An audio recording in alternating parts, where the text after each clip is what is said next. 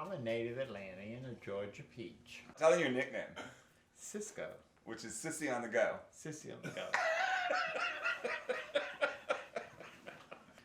Born at Grady Hospital, one of the largest hospital in Georgia. In my neighborhood, being 1% of black in you, it was just taboo to be black and gay. Back then, I actually saw known homosexuals stoned walking down the street from school.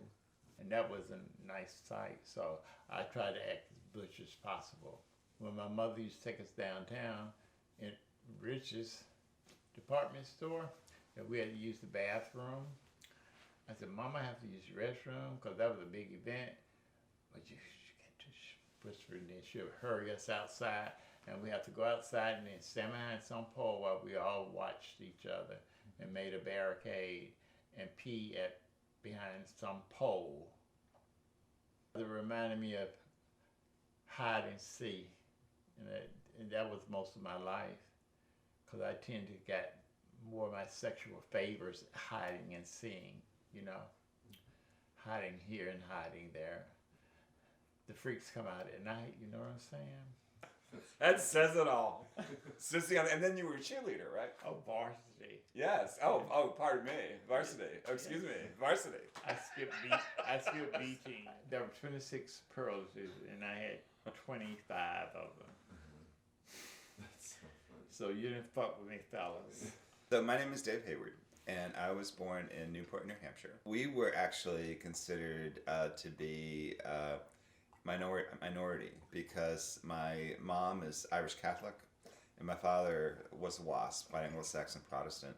And at the time when they married, and then I have an older sister and a younger brother, and that was considered to be a mixed marriage. There was just no question that we were Catholic, and baptism, communion, confirmation, Catholic, all the way. I definitely did feel some discrimination for being Catholic.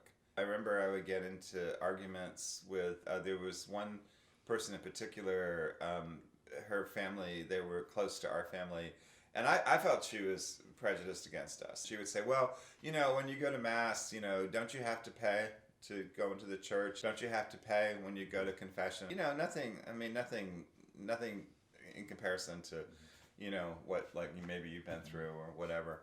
But I definitely also knew, and it's sort of, it's kind of like, I do feel lucky that I did not grow up like a lot of people who live in Atlanta who grew up Southern Baptist. So I never heard anything directly said at Mass in church about being gay.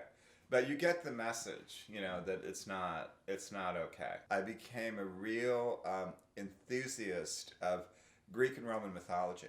I mean, in the Greek and Roman mythology, they didn't have, even in the culture, they didn't really have a distinction. People were just sexual.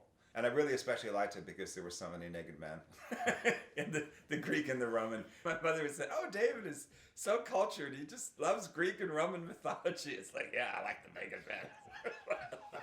I also went to a prep school when I was a sophomore. When I was 15, I commuted to a prep school just across the state line in Maine. And then I really had a hard time because I was really, really bullied. I was never macho, butch particularly, never particularly athletic or, sports or stuff like that. But when I went to this prep school and people had never met me before, I really got targeted, and they called me queer and I was bullied and I was shoved downstairs and pushed into lockers and all that kind of stuff, and that was rough. Actually, it was interesting to me, like one of the guys that was at the school took me aside and he taught me how to butch it up.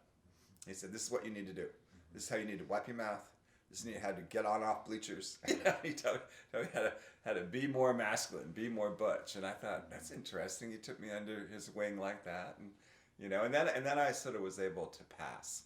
And I stopped having so many problems after my first year at the prep school. I went to George Washington University in 1967 when I was 18. One of the main reasons I went there was because I wanted to come out.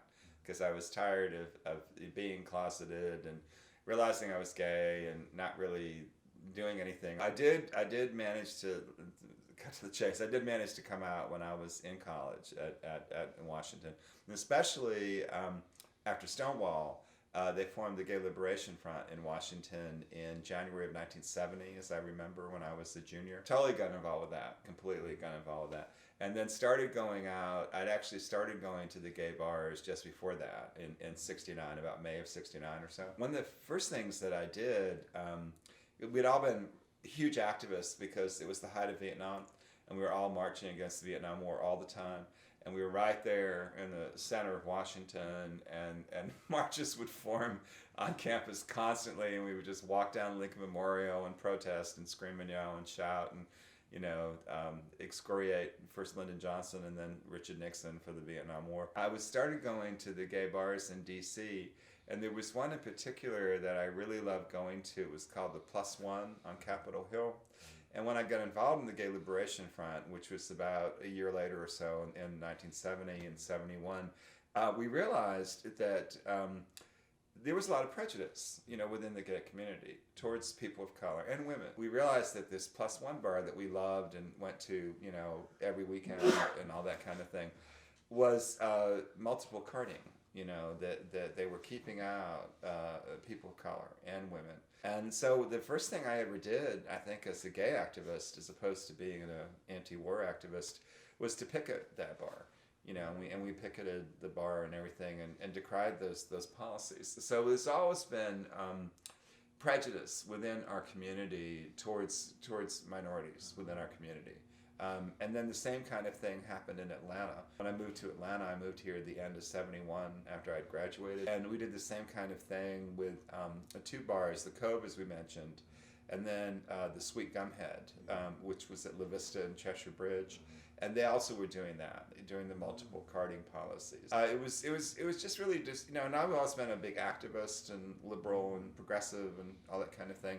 And that was just very disturbing to me, that inequity and that prejudice that we had against one another. I was an EOA person. Race, it didn't matter. You could be an Indian or a Greek or anyone across the seas, as long as you had a pulse, it didn't matter. You know what I'm saying?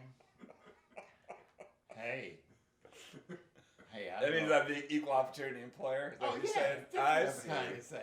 I see. I know where a nice little hideaway where two little guys can go.